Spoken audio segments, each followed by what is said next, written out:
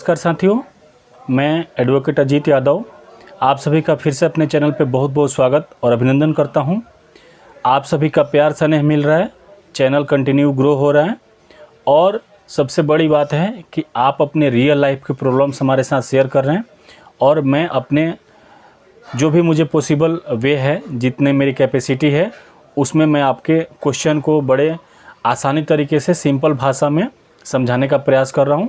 और जैसा कि मुझे फीडबैक आप सभी से मिला है कि आपको इससे अच्छा बेनिफिट हो रहा है, तो आप सभी का जो सपोर्ट मिल रहा है उसके लिए बहुत बहुत धन्यवाद।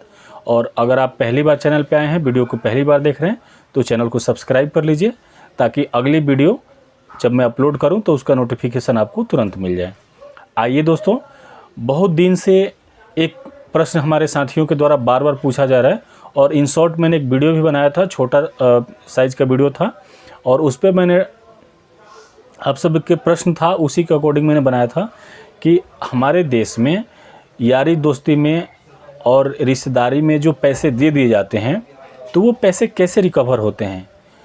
बड़ा मुश्किल सीन होता है जब आप अपने किसी खास व्यक्ति को, किसी मित्र को, किसी रिश्तेदार को या as a dealer, as a आप चैनल पार्टनर किसी कंपनी के साथ जुड़े हैं, एज ए कॉन्ट्रैक्टर हैं या किसी अन्य तरीके से आपका पैसा कहीं पे गया हुआ है, तो पैसा देना जितना आसान है उसको रिकवर करना उतना ही बड़ा मुश्किल काम है। और जैसा कि मैंने सोसाइटी में ऑब्जर्व किया है, ज़्यादातर लोग हमेशा अवॉइड करते हैं कि यारी दोस्ती में, रिश्तेदारी में जो पैसा दिया गया है उसमें कानूनी पचड़े में ना पड़ा जाए और पैसा आसानी से जिस रिश्तेदार को या जिस मित्र को दिया गया है उससे वसूली कर लिया जाए। लेकिन बड़ा मुश्किल होता है कि अपने ही रिश्तेदार से, अपने ही मित्र से दिया हुआ पैसा वसूल कर पाना एक बहुत ही टफ काम होता है। और ज़्यादातर देखा गया है कि जो पैसे आपके डूब जाते हैं रिलेशन में ही या अपने फ्रेंडशिप में ही या वैसे जगह पे पैसे डूबते हैं जहाँ पे आपका बहुत ज़्यादा भरोसा था और उनके खिलाफ आप जल्दी लीगल एक्शन नहीं लेना चाहते हैं।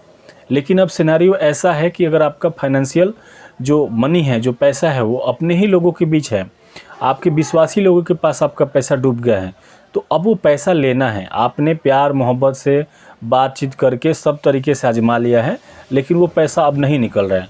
तो उस पैसे को, क्योंकि पैसा भी आपके लिए इम्पोर्टेंट है, जाहिर सी बात है, बिना पैसे का कोई काम होने वाला नहीं है, तो उस पैसे को कैसे वसूल किया जाए, तो इसी के ऊपर मैं डिटेल आपको चीज़ें स्टेप बाय स्टेप बता रहा हूँ।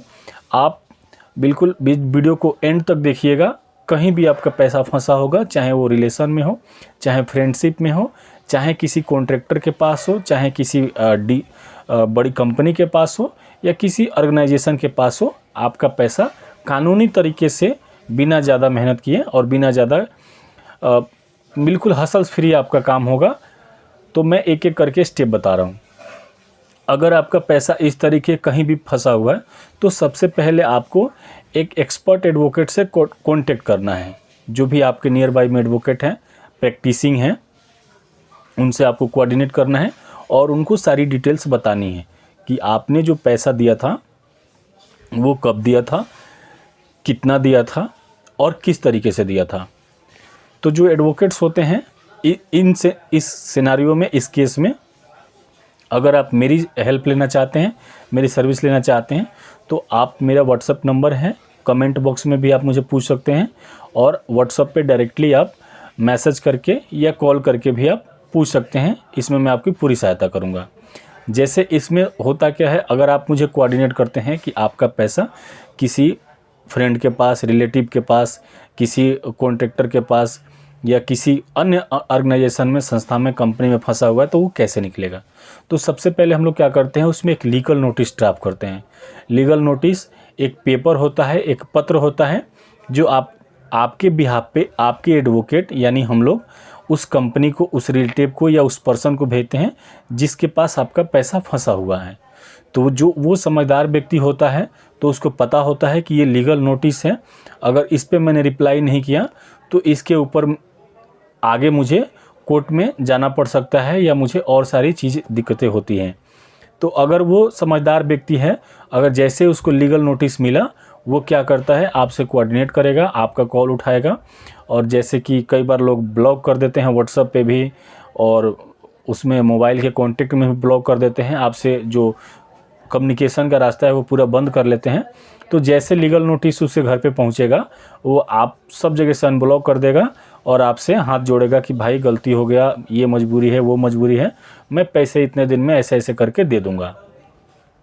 अब सपोज कीजिए कि आपका पैसा उस सिनेरियो में भी नहीं मिल रहा है, जैसे आप लीगल नोटिस दिया गया और लीगल नोटिस देने के बाद भी जो आपका रिलेटिव है या जो आपका मित्र है वो आपका पैसा नहीं रिफंड कर रहा है, तो उसके आगे का क्या स्टेप होगा। उसके बाद आपको क्या करना है, जैसे लीगल नोटिस है, आपने जो मनी ट्रांसफ़र किया है उसका स्क्रीनशॉट है, उसका डिजिटल रिकॉर्ड है, अगर आपने लिखा पढ़ी करके दी है तो वो डॉक्यूमेंट्स हैं, उसको लेके आपको संबंधित थाने में जाना है। संबंधित जो आपका नज़दीकी थाना है वहाँ पे जाके उसके खिलाफ़ एक एफआईआर करेंगे। एफआईआर में वो सारी चीज़ें मेंशन करेंगे और आप बताएंगे कि ये पैसा है मेरा और इस तरीके से पैसा नहीं दे रहा है। तो पुलिस क्या करती है, कंप्लेन रजिस्टर्ड करती है, उसको कॉल करती है और उसको पैसा उससे वसूला जाता है। अगर नहीं सुनता है तो क्रिमिनल केस बनता है और उसको पकड़ के अरेस्ट करके जेल में डाला जाता है, फिर अदालत के सामने पेश किया जाता है। एक सिनेरियो और बनता है कि जैसे चेक वगैरह से कंपनी से रिलेटेड पेमेंट होती है, तो तीसरा ऑप्शन है कि आपको एनआई एक्ट में जाना होता है। मनी रिकवरी का एक सूट डलता है जिसको 138 एनआई एक्ट बोला जाता है, नेगोशिएबल इंस्ट्रूमेंट एक्ट। तो ये डायरेक्ट कोर्ट में केस डलता है और डायरेक्ट कोर्ट में केस डलने के बाद क्या होता है, इसमें आपको एफआईआर नहीं करवानी होती है। मनी से संबंधित जैसे मैंने आपको 3 स्टेप अभी तक बताए। पहला मैंने स्टेप बताया कि आपको सबसे पहले प्रैक्टिसिंग लॉयर से कोऑर्डिनेट करना है, उनसे कंसल्ट करना है। दूसरा आपको जो लीगल एक्सपर्ट होंगे, एडवोकेट होंगे, वो लीगल नोटिस भेजेंगे। तीसरा एफआईआर होगा थाने में। और चौथा मैं बता रहा हूँ कि आपको थाने में नहीं जाना है, आपको डायरेक्ट कोर्ट में जाना है। एनआई एक्ट की स्पेशल कोर्ट होती है, वहाँ पे डायरेक्ट अपना मैटर रजिस्टर्ड करवाना है और डायरेक्ट उसके जो आपका पैसा लेने वाला है तो उसके ऊपर एक डायरेक्ट कंप्लेन केस बनती है और कोर्ट उसको डायरेक्ट नोटिस करके बुलाती है। तो इसमें क्या होता है, कोर्ट से नोटिस जाने के बाद उसका आना लाजमी है। अगर वो नहीं आएगा तो पुलिस पकड़ के ले आएगी, उसके ऊपर मुकदमा चलेगा और जो भी आपका देनदारी बनता है वो देगा। और अगर वो बार बार भागने का प्रयास करेगा तो पुलिस पकड़ के उसको कोर्ट के आदेश के अनुसार उसको जेल में भी डाल देगी। और पांचवा और लास्ट ऑप्शन मैं बता रहा हूँ, अगर आपका देनदारी है, किसी भी पर्सन से आपको लेना है पैसा, तो उसमें क्या होता है, जैसे अगर सपोज कीजिए कि पर्सन टू पर्सन है या कंपनी टू कंपनी पैसा है या कॉन्ट्रैक्ट आपका है और एक कोई सामने बड़ी पार्टी है या कंपनी है, तो उसमें क्या होता है, एक लोक अदालत लगता है। हर 3-4 महीने पे कोर्ट के द्वारा एक लोक अदालत लगता है जहां मामले को सेटलमेंट कराया जाता है। आप वहां भी कंप्लेन करके अपने केस को सेटलमेंट करा सकते हैं। वो बहुत हसल फ्री होता है, बहुत ज़्यादा टाइम नहीं लगता है। और सबसे आखिरी ऑप्शन है एक आर्बिट्रेशन का। आर्बिट्रेशन मतलब होता है कि एक समझौता होता है, दोनों पार्टी मिलके, जैसे कई सिनेरियो होते हैं, जैसे कोई किसी को आपने पैसे दिए वो दे ही नहीं रहे। कब एक सिनेरियो होता है कि आपने पैसा दिया, उस पर इंटरेस्ट बढ़ गया है तो वो इंटरेस्ट नहीं देना चाहता है, तो इंटरेस्ट पे ऊपर नीचे हो रहा है या अन्य चीज़ें उसमें जुड़ गई हैं। तो और आर्बिट्रेशन में एक आर्बिट्रेटर नियुक्त होता है, यानी एक वो न्यायाधीश होता है, एक आपके बीच में मीडिएटर होता है, वो दोनों की बातें समझता है और दोनों को कन्विंस करके एक मिडल पॉइंट पे ले आता है कि आप इतना पैसा इतने दिन में इनका दे दीजिए।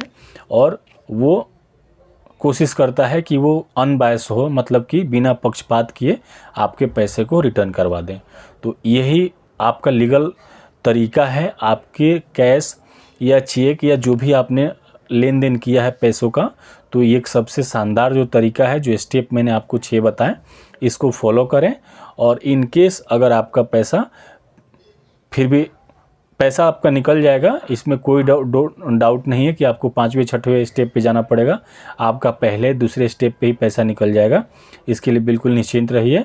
अगर इस तरीके किसी भी समस्या में आप फंसे हैं तो ज़रूर आप मेरे से कोऑर्डिनेट करें, मैं आपकी पूरी सहायता करूंगा। आप सभी ने वीडियो को लास्ट तक देखा, इसके लिए बहुत बहुत धन्यवाद।